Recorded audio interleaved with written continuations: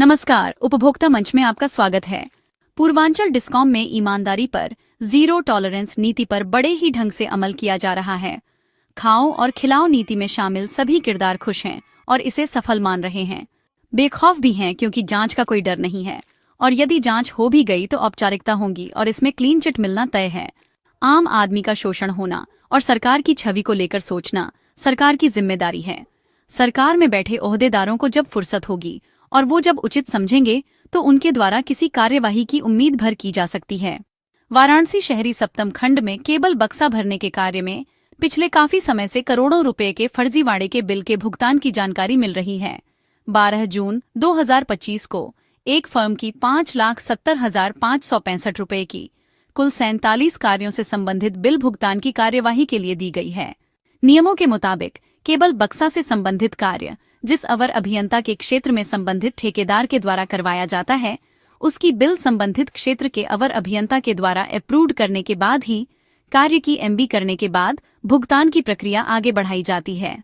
उपभोक्ता मंच के हाथ लगे एक कागजी दस्तावेज के मुताबिक सप्तम खंड के लोहता के अवर अभियंता योगेश यादव के द्वारा अपने क्षेत्र में किए गए 19 कार्यों से संबंधित बिल को वेरीफाई किया गया है, जबकि जानकारी के मुताबिक आधे से ज्यादा बिल से संबंधित कार्य नहीं कराया गया है।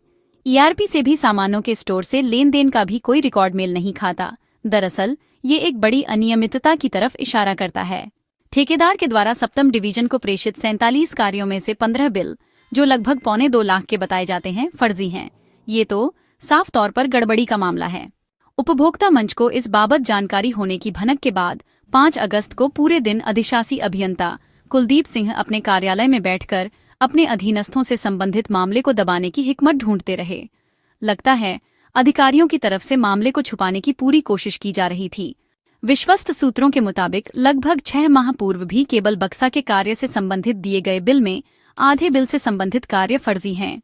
बावजूद इसके भुगतान की कार्यवाही डिवीजन द्वारा आगे भेजा जा चुका है।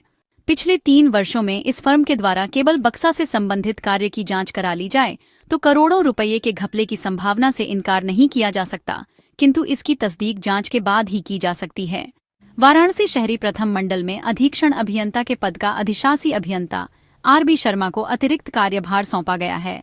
अधिशासी अभियंता आरबी शर्मा को वाराणसी ग्रामीण प्रथम खंड से प्रयागराज के लिए स्थानांतरित किया गया था। प्रयागराज से 20 दिन के बाद ही उन्हें भदोही वितरण खंड में तैनाती दे दी गई। भदोही वितरण खंड से लगभग 10 माह में उन्हें पुनः वाराणसी शहरी तृतीय खंड में अधिशासी अभियंता के पद पर स्थानांतरित कर दिया गया। शहरी तृतीय खंड से 3 माह में ही उन्हें डिस्कॉम में संबद्ध कर 1 दिन बाद शहरी प्रथम मंडल के अधीक्षण अभियंता का अतिरिक्त भार थमा दिया गया। आरबी शर्मा पर विद्युत प्रबंधन की कृपा बरसने की वजह अनायास है, सामान्य है या फिर इसकी वजह खास है, ये भी सरकार को देखना होगा। कमलेश कुमार राय की रिपोर्ट उपभोक्ता मंच के लिए।